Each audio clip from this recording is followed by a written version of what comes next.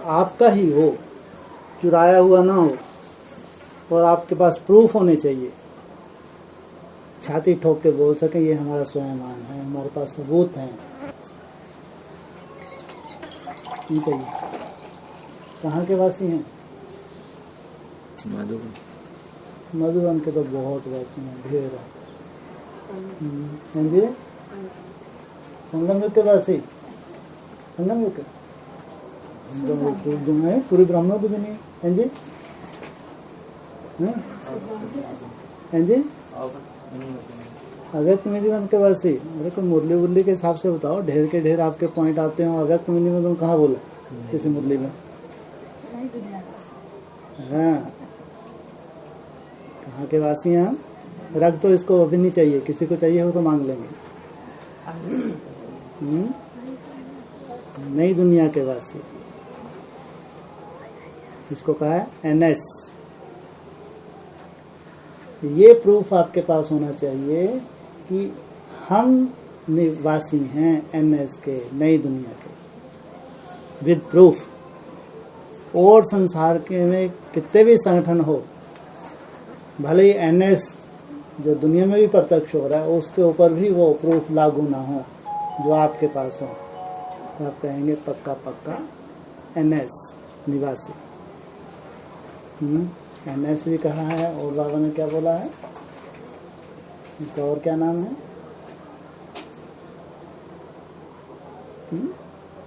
और क्या नाम है? New world.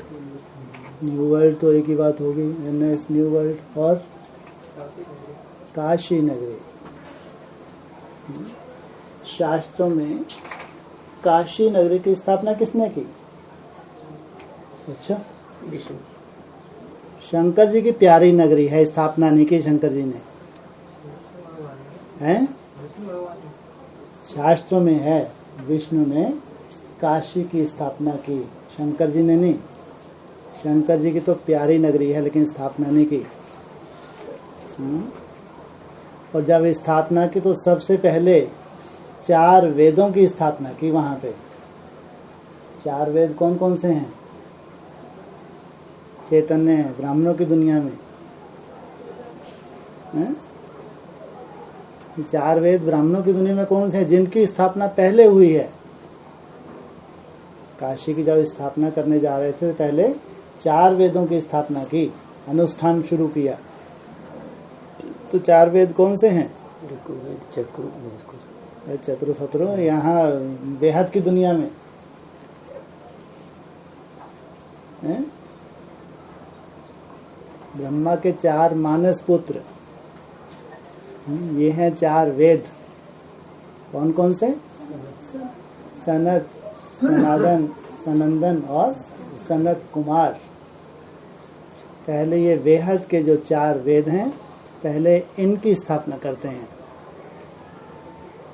ये चैतन्य है या जड़ हैं? हाँ, ये साथ साथ फिर अनुष्ठान शुरू होता है। एनएस की हद में स्थापना कब हो गई? हद में कहेंगे ब्राह्मणों की दुनिया में जो प्रूफ हैं उसको कहेंगे हद। तो कब हुई? नई दुनिया की सौगात तुम बच्चों को दी है, आना जाना करते हो ना। कब? 2004। 2004 में जब सौगात दी वहां से तो अनुष्ठान की शुरुआत हुई है। अभी काशी डिटैच नहीं हुई, काशी का निर्माण शुरू हुआ है, या ये कहो आवाहन शुरू हुआ है। काशी कौन से धर्म से रिलेटेड है? कौन से धर्म की है? हैं जी? हाँ, इतने बैठे हैं, ज्ञानी है क्या है? चंद्रवंश। चंद्रवंश।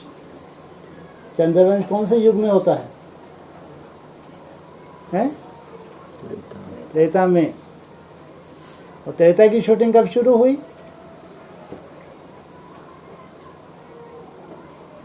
सृष्टि चक्र फिर से घूमा, ये लिखा 2000 में। सृष्टि चक्र फिर से घूमा, ये 2000 में लिख दिया बाबा ने। 9 से 13। तो वहां से जब घूमा तो बताया 99 से 2003 कलयुगी शूटिंग, और एक रोम का वर्ष, ये हो गया एंड। जो पुराना शूटिंग पीरियड था जो 76 से चल रहा था, तो उसका एंड हो गया 2003-4 में। 4 में बोला तुम बच्चों को नई दुनिया की सौगात दी है, आना जाना करते हो ना, है ना, ये है प्रैक्टिकल दुनिया, प्रैक्टिकल संगठन। 2004 तो वहां से सृष्टि चक्र फिर से घूम गया। जब सृष्टि चक्र फिर से घूमा तो उसकी एक युग की आयु तो बताई होगी।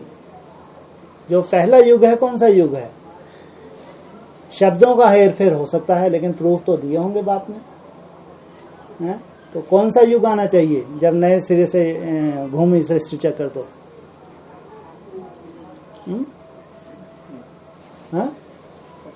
सतयुग फिर से घूमेगा तो सतयुग त्रेता ऐसी तो चलेगा।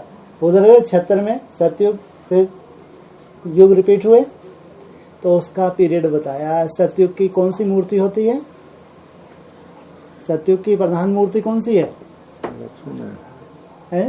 विष्णु, है ना, यही सतयुग की, लक्ष्मी नारायण या विष्णु। तो उसके लिए 3.5-4 वर्ष का अंतराल पीरियड दिया। देखो अजीब बात, जितनी भी मुरलियां उठा के देखो 2005 के आसपास जो चली हैं उसमें 3.5-4 वर्ष ही बोला है, ना 3 बोला है ना 5 बोला है, 4 भी नहीं बोला, 3.5-4। बाप ने अगर बोला है तो कुछ रहस्य होगा ना। कोई बच्चों की बुद्धि भी तो चलाई होगी बाबा ने, और पहले चलाई होगी या 3.5-4 बोलने से बाद चलाई होगी? पहले के बुद्धियों में फिटिंग कर देते हैं, बच्चों की बुद्धि में कैलकुलेशन आ जाती हैं, उसके बाद टैली कर देते हैं। ये ड्रामा है। पहले क्या करते हैं? फीडिंग, कि हम ये बोलने वाले हैं, उसकी पहले फीडिंग हो जानी चाहिए। जब फीडिंग हो जाती है फिर अनाउंसमेंट होती है। तो एक युग जो होता है उसमें होते हैं 1250 दिन, 1250 वर्ष। उसकी शूटिंग यहाँ पे होती है लगभग 1250 दिन की। 1250 दिन माना 3.5 वर्ष। 3.5 वर्ष में कितने दिन होते हैं? 1250 दिन होते हैं 3.5 वर्ष में। ये है सतयुगी पीरियड। इसलिए कहा 3.5 पहले, फिर 3.5-4 माना जरूर इसके साथ आधा वर्ष 6 मास का रूम पीरियड भी है, इसलिए 3.5-4 बोला। तो 3.5 बोला तो ये हो गया 5 से 8-9 तक 3.5-4 वर्ष।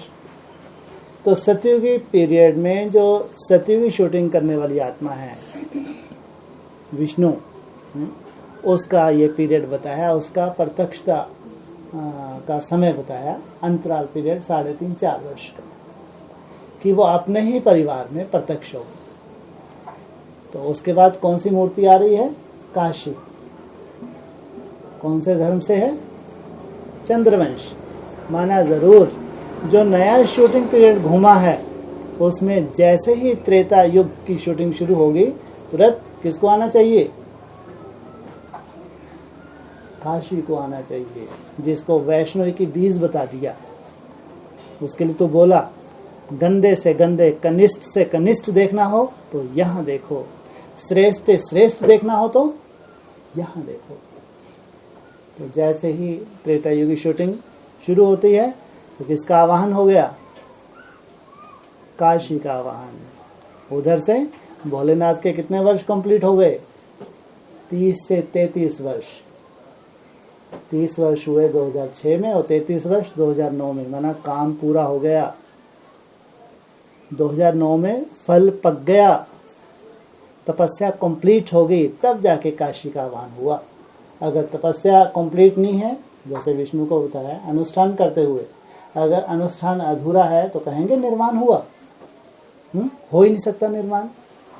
जब अनुष्ठान पूरा हो गया 2009 में कंप्लीट, जैसे कहते हैं ना जब फल पक जाता है पेड़ से तो उसको क्या करते हैं? फल को डिटैच कर देते हैं, अलग कर देते हैं। क्यों? अब उसके अंदर क्या है? बीज, उस बीज से अब नई दुनिया का झाड़ पैदा होना है। इसलिए 33 वर्ष जैसे ही पूरे हुए 76 से 2009, तो 33 वर्ष जैसे पूरे हुए तो फल पक गया, माना अनुष्ठान कंप्लीट हो गया, काशी का आवाहन हो गया। छिटक के कहाँ चली गई? कहाँ चली गई छिटक के? अलग हो गई। क्यों? अभी क्या होने वाला है पूरी पृथ्वी पे? किस लिए किया ऐसा? क्योंकि दिख रहा था कि पूरी जो सृष्टि है, पृथ्वी है, कहाँ जाने वाली थी? गटर में जाने वाली थी, पाताल लोक में जाने वाली थी। देखा था कि अभी तीसरे नेत्र से देख लिया था भोलेनाथ ने कि पूरी ये जो असुर है, कौन सा असुर बताया? हिरण्याक्ष। ये पूरी पृथ्वी को अभी कहाँ ले जाएगा? गटर में ले जाएगा, अंधकार में ले जाएगा। उससे पहले क्या प्लानिंग की कि काशी का निर्माण करो और छिटक के उसको अलग करो, पूरी दुनिया से अलग हो, ताकि वो ना डूब जाए। अगर वो डूब गई तो नई सृष्टि की स्थापना ही नहीं हो पाएगी। तो 2009 में काशी छिटक के अलग हो गई, अनुष्ठान कंप्लीट हो गया। तो कब से निर्माण हुआ? ऐसे तो 2004 से बोला, लेकिन 2004 में तो अनुष्ठान की शुरुआत हुई है। जैसे कोई कॉन्ट्रैक्टर होता है ना, उसको कॉन्ट्रैक्ट मिल जाता है तो उसकी बुद्धि में तो नक्शा आ जाता, नहीं आ जाता? लेकिन अभी छिटक के अलग नहीं हुई, लेकिन अनुष्ठान की शुरुआत हुई 2004-05 से। जैसे अनुष्ठान कंप्लीट होता है तो बाबा ने उसको ये भी बोला कि जब फल पक जाता है तो पेड़ से उसको अलग कर देते हैं। तो यहाँ कौन से पेड़ से अलग हो गया फल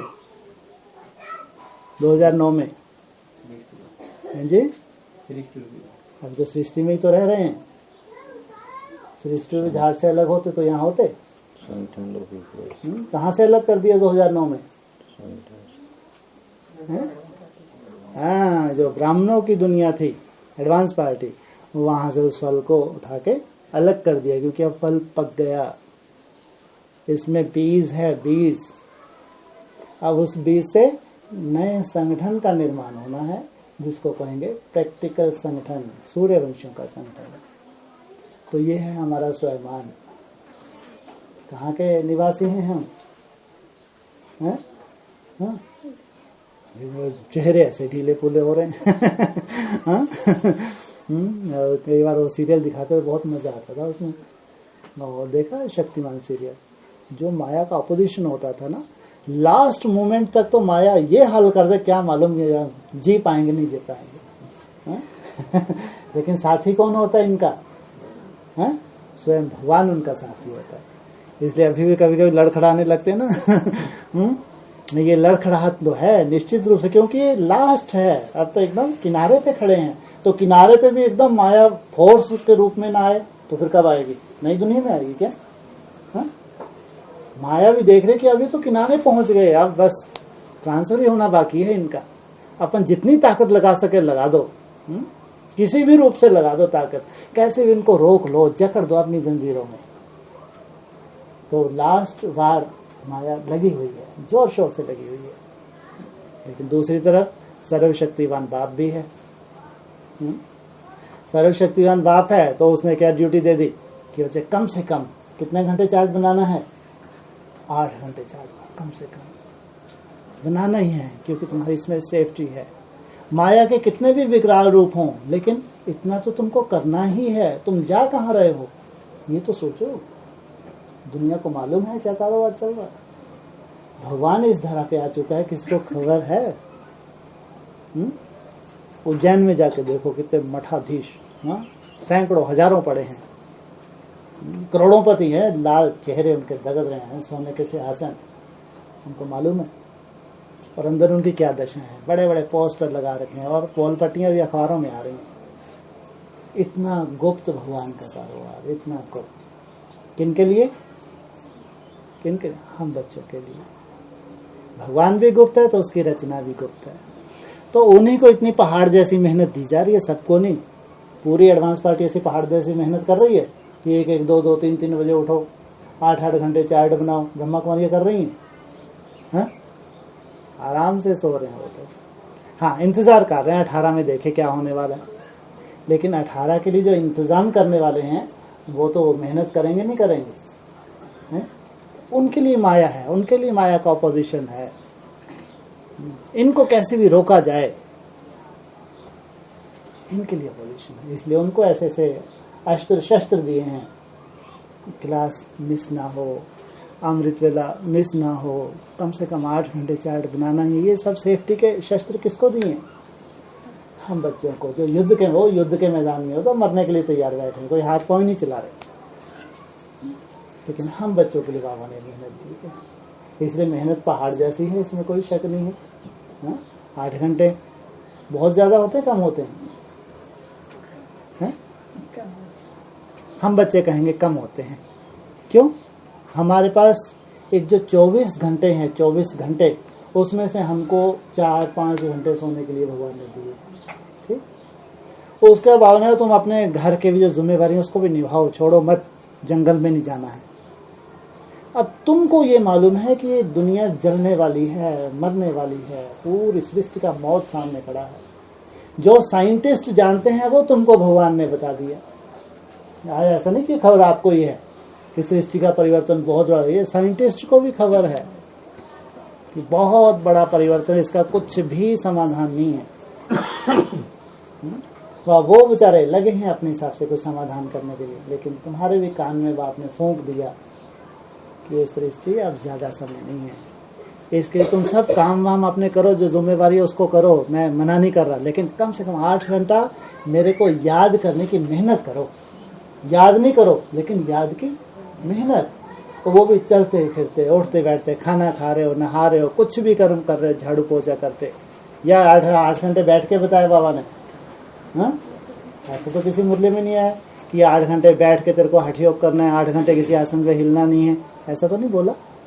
चलते फिरते बाबा बाबा बाबा बाबा, इसलिए इसका सहज राजयोग। जिनके पास इतनी बड़ी खबर हो कि बहुत जल्दी सृष्टि का बहुत बड़ा परिवर्तन है, और उन आत्माओं को ऐसा एक सुरक्षित स्थान दिया गया हो जहां संगठित रूप में उनको ये दौड़ कराई जा रही हो याद की, तो उनका तो एक वायुमंडल अलग है, अलग वायुमंडल में जी रहे हैं। वहां अगर माया का ऑपोजिशन है तो स्वाभाविक है, कुछ गलत नहीं है। अगर उस संगठन में माया के पर्सनल एक के साथ अगर ऑपोजिशन हो रहा है तो कुछ भी गलत नहीं हो रहा, बिल्कुल सही हो रहा है, क्योंकि ये सब के सब ट्रांसफर होने वाले हैं। इसलिए इनके लिए तो माया का एक से एक रूप चाहिए। और इनका साथी कौन है? स्वयं भगवान इनका साथी है। भगवान की चलेगी या माया की चलेगी? भगवान की चलेगी तो भगवान की, लेकिन कम से कम जो भगवान ने बोला हुआ है, कैसे भी हिम्मत करके अगर उतना कर रहे हैं तो भगवान की ही चलेगी, माया की नहीं चलेगी। इसलिए कैसी भी टूटी फूटी याद, ये नहीं बोला तुम्हारी बीज रूप अवस्था के 8 घंटे लाओ, बोला कभी? तुम केवल निसंकल्प अवस्था उसके ही नोट करो, बोला कभी? नहीं।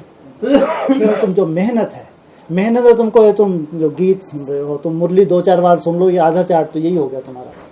1-2 डिस्कशन कान पे लगा लिए, काम कर रहे, ये चार्ट हो गया। हम बच्चों के लिए 8 घंटे ऐसे हैं, ऐसे। बाबा भी जानते हैं, हर एक बच्चे की परिस्थिति भी जानते हैं, लेकिन उसकी ईमानदारी देखना चाहते हैं कि बाप के प्रति इसने क्या किया। बाप के प्रति जो सबसे मुख्य सब्जेक्ट है, सबसे मुख्य सब्जेक्ट, यहाँ तन धन की कोई वैल्यू नहीं है। किसकी वैल्यू है?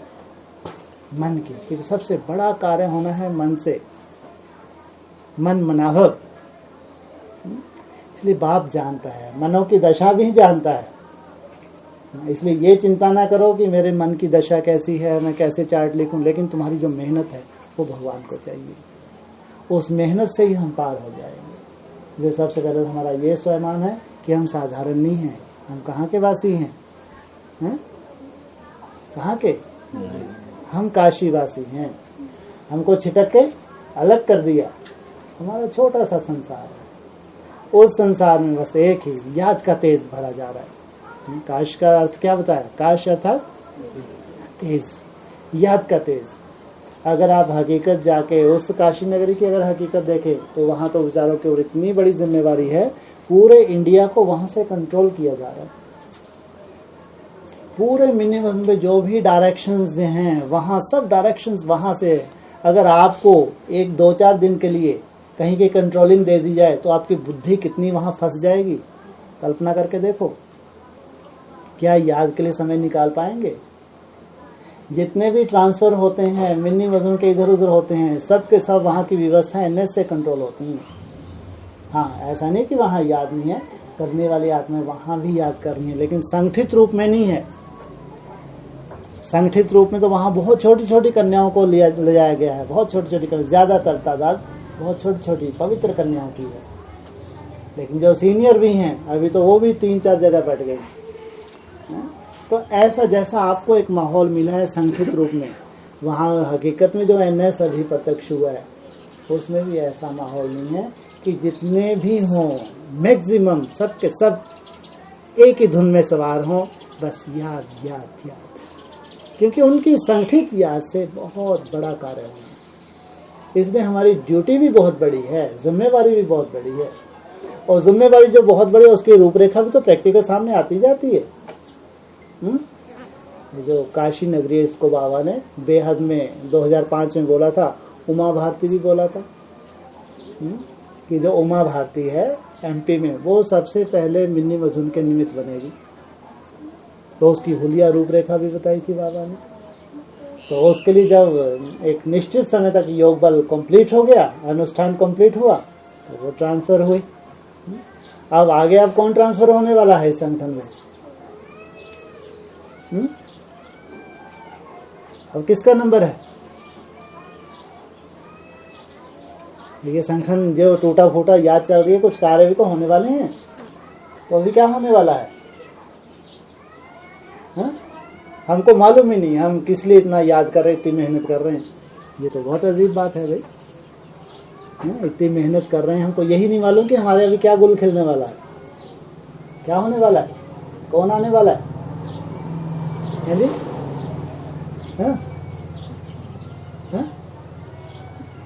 बोलो। हाँ है जी? हाँ हाँ हाँ, कौन? बोलो मामू, क्या है घबरा? हाँ, जो मातेले बच्चे हैं उनको याद रहना चाहिए। अभी माँ का आवाहन नहीं कहेंगे, माँ को सहयोग हो रहा है, आवाहन नहीं, माँ को सहयोग किया जा रहा है। ये जो संगठित योग बल है, इससे आप अपनी माँ को सहयोग कर रहे हैं। अभी कल मुरली में कितना अच्छा पॉइंट था, बच्चों से पहले कौन मिलेगा है?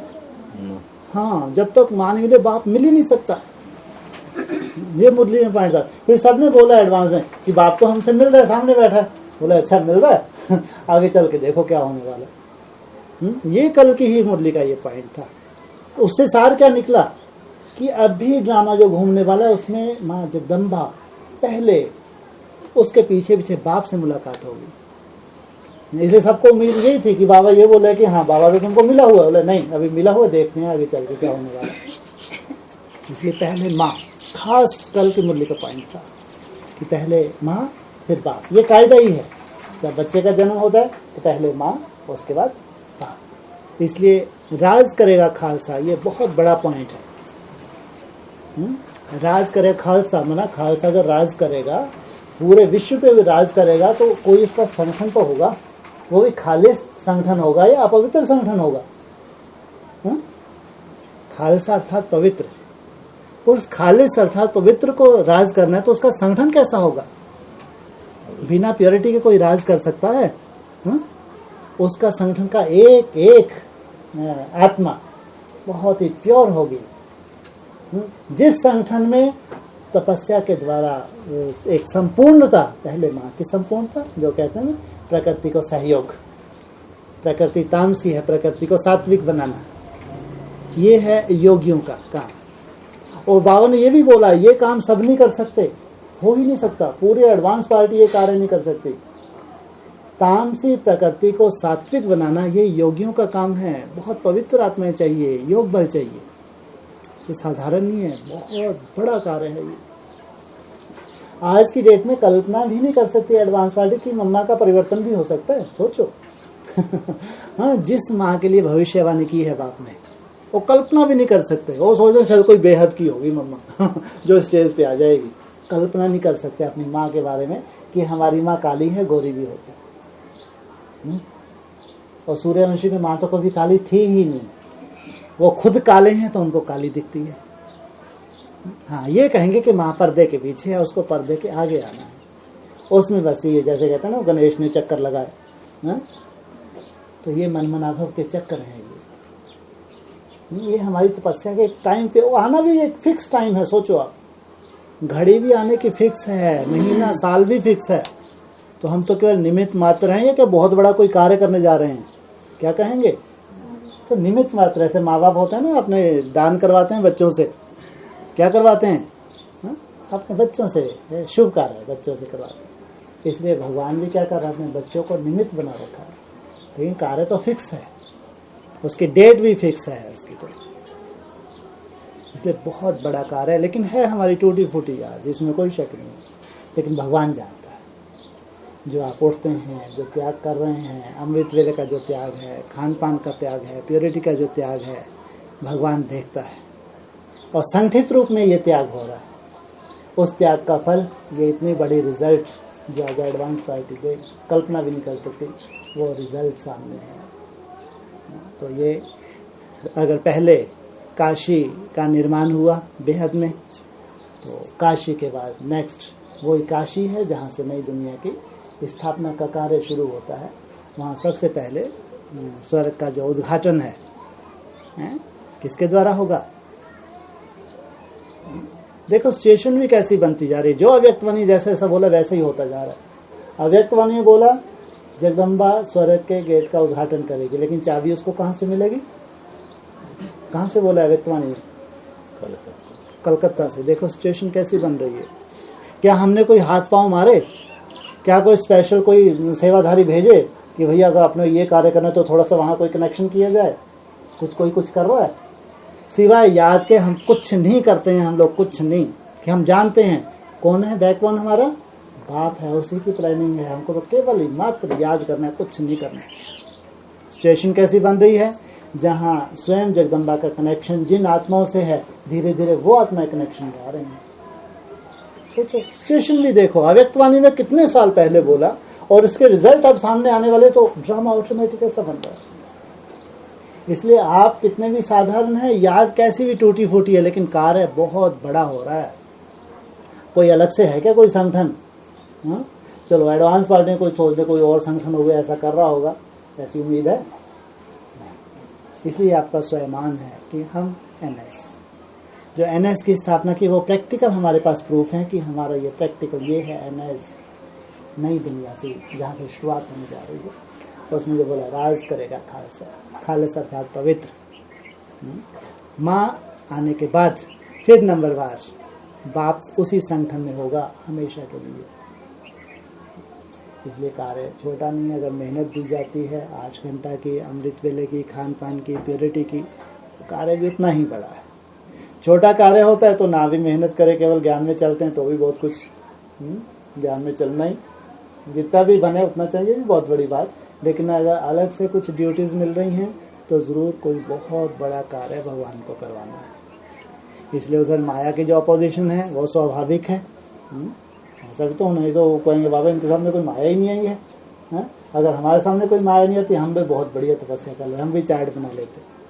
तो एक एक के वहाँ दिखाए जाएंगे भाई इनके पास किस रूप से माया आई। जो 8 घंटे वाले हैं उनके सामने, जो 12 घंटे वाले उनको बैठने दिए जा रहा है क्या? कुटिया वाले को ढेर का ढेर काम बढ़ता ही जा रहा है, तो भी 8 घंटे चाहिए, 11 नहीं चाहिए, 12 चाहिए। ऐसा नहीं है कि हम तो घर गृहस्थ में हैं तो हमारे साथ में ढेर परिस्थिति हैं। तो जो घर गृहस्थ में नहीं है, जो समर्पित हैं, कुटिया पे हैं, तो उनके तो और ही सेवा का भी लोड है। और चार्ट कितना उनका?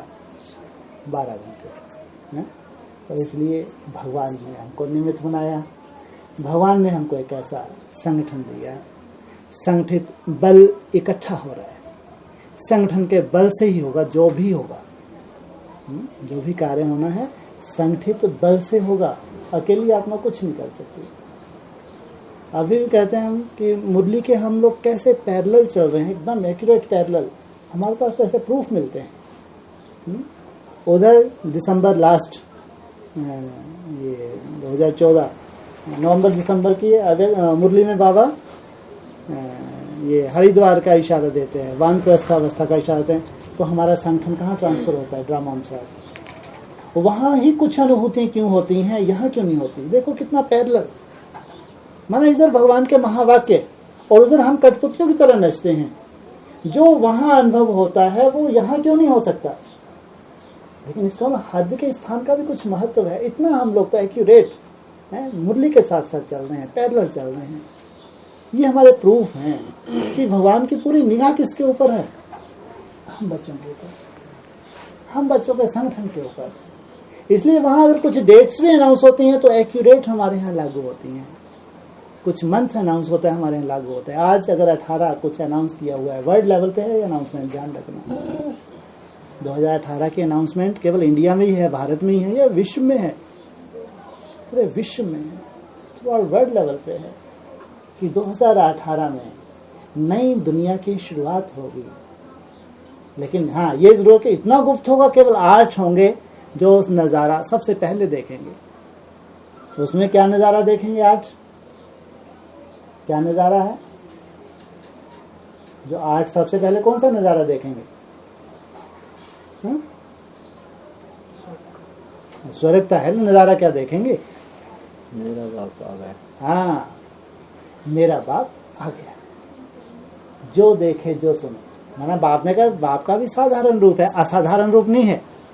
लेकिन उन बच्चों के लिए बाप का असाधारण रूप प्रकट हो जाएगा। उन 8 के लिए नंबर 8। वो दृष्टि केवल एक दृष्टि के जो शास्त्रों में गायन है, दृष्टि से सृष्टि, पलकों पे बिठा के ले जाऊंगा। आते से ही स्वर्ग की स्थापना करता हूँ। ऐसा नहीं कि 50, 60, 70, 80 वर्ष लगाता हूँ। आते ही है ना, जैसे बाप आया, बाप का साक्षात्कार हुआ, आत्मा कहाँ गई? स्वयं स्थिति में चली गई। तो बहुत बड़ी सुखद एक सीन कहो जो हमारे ब्राह्मण परिवार में विश्व लेवल पे जिसकी कल्पना की जा रही है। कौन भाग्यशाली वो आत्माएं होंगी जो 8 पहले ये नज़ारा देखने वाली हैं। फिर एक एक करके उनमें धीरे धीरे वृद्धि होगी। और 10 साल बताए, 18 से 28, वो 16,000 का संगठन होगा। कहाँ से? 18 से 28 तक वो 16,000 के संगठन से फिर चल के परमात्मा की प्रत्यक्षता वर्ल्ड लेवल पे उनके योग बल से होगी। वो चमत्कारी संगठन होगा, ऐसा साधारण नहीं होगा। हमारी शक्ति सदैव गुप्त रहेंगी। आज आप 1-2 बजे उठ रहे हैं, 12, 14, 16 घंटे भगवान को याद कर रहे हैं, तो कुछ तो पावर आ रही होगी, नहीं आ रही होगी? भले हमको खुद को महसूस नहीं होता ऐसा, लेकिन अगर साधारण रूप में भक्ति मार्ग में कोई ये नियम बना ले, मेरे को 1-2 बजे उठना ही है, मेरे को 8 घंटे माला फेरनी ही है। अगर कुछ साल फेर ले तो अगर किसी को बताओ भैया ये 10 साल हो गए माला 6-8 घंटे फेरता ही है, 1 बजे उठता ही है, तो सोचेगा अंदर जरूर बहुत जबरदस्त एक कुछ ना कुछ बम बन चुका है। हाँ, भक्ति मार्ग में वैसे ही मान लेंगे। तो आप प्रैक्टिकल कर रहे हैं। ये जो 10, 12, 8 घंटे जो आप याद कर रहे हैं, और जो आप अमृत लौट रहे हैं, जो भी आप खान पान की शुद्धि जो अपने जीवन में अपना रहे हैं, तो साधारण बात नहीं है। लेकिन आपकी शक्तियां भी गुप्त हैं, लेकिन सदा गुप्त नहीं रहेंगी। और बिना चमत्कार के भगवान प्रत्यक्ष हो ही नहीं सकता संसार में। बिना चमत्कार के कोई सलूट मारता है? आज आप संदेश देते हो, सुन के इधर से निकाल देते, अरे ऐसा भगवान आया क्या? हाँ, इनको ही मिला भगवान, इतने बड़े बड़े ऋषि मुनि कहाँ जाएंगे? उनके ऋषि मुनि के चिट्ठे तो पढ़ लो अखबारों में, वो तो उनको पसंद है, क्योंकि इसके तो लाखों फॉलोवर्स हैं। ये तो सोने के सिंहासन में बैठे मठाधीश है, शंकराचार्य है, लेकिन उसके चिट्ठे, इसलिए तो गुप्त हैं। भगवान गुप्त है तो उसकी रचना भी गुप्त है। बस जो मन की सच्चाई है, मन के अंदर जो सत्यता है, यही भगवान को प्रत्यक्ष करेगी।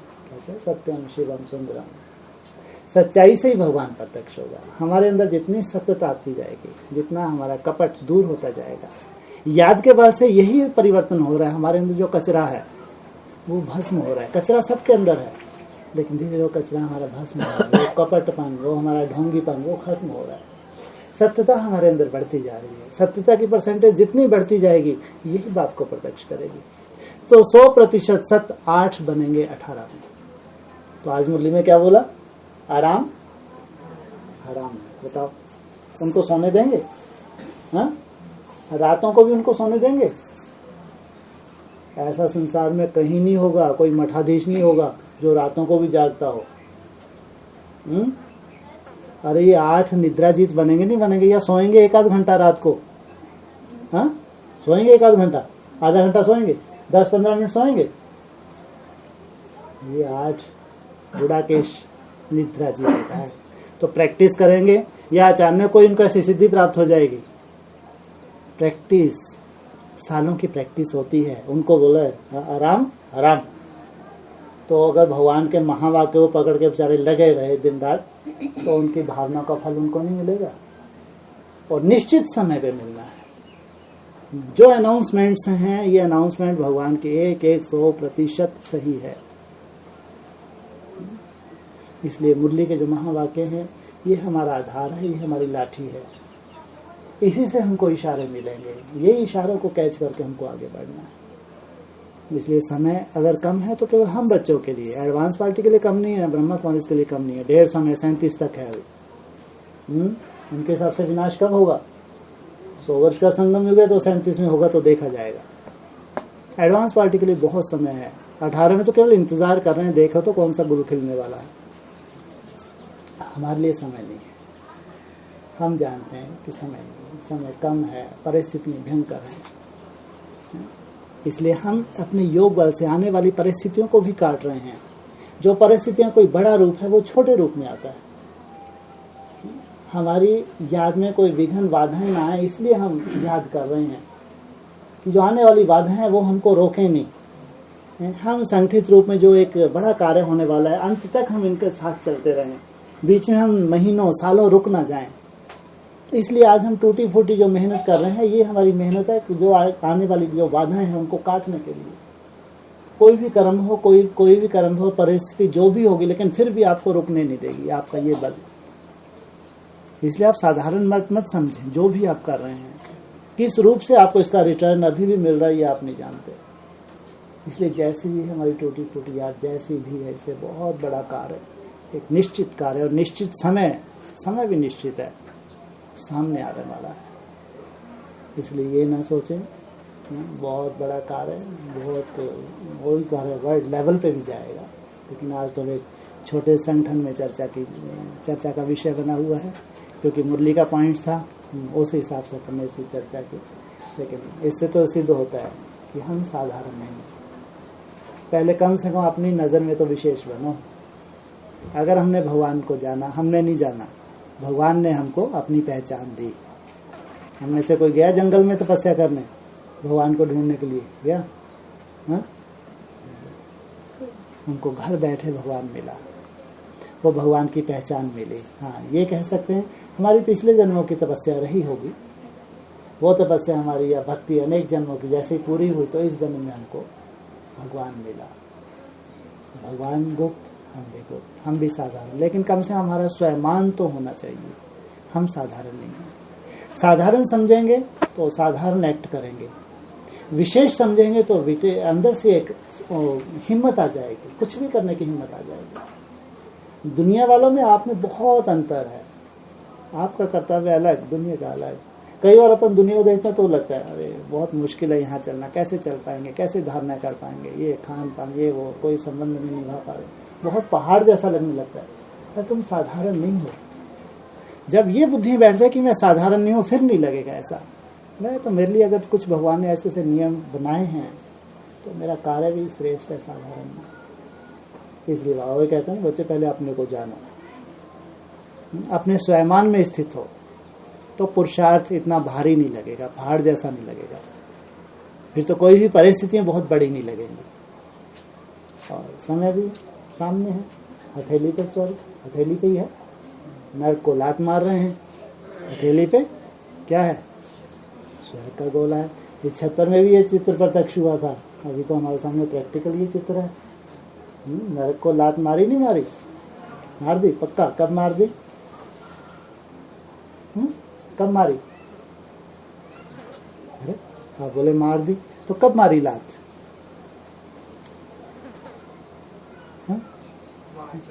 हैं जी?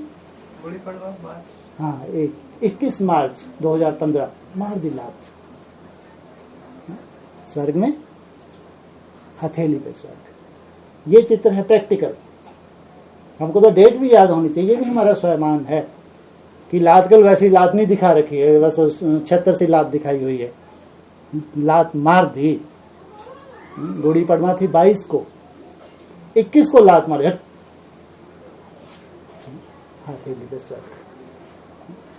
इसलिए ये सब अगर ज्ञान की चर्चा भी होती तो किस लिए? हम अपने स्वाभिमान को याद रखें कि अगर ये चर्चा है कोई दुनिया वालों के लिए नहीं है, कोई हमारे मित्र संबंधियों के लिए नहीं है, उनकी समझ में भी नहीं आने वाला नहीं है। बार बार चर्चा क्यों करते हैं?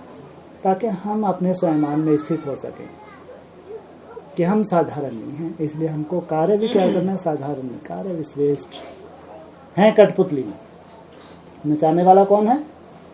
स्वयं भगवान। और जिन कठपुतलियों को भगवान नचाए तो उनकी तो वाहवाही होगी।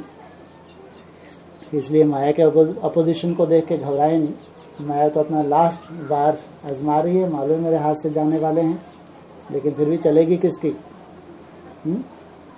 बाप की चलेगी। सफलता हमारा जन्म सिद्ध अधिकार है।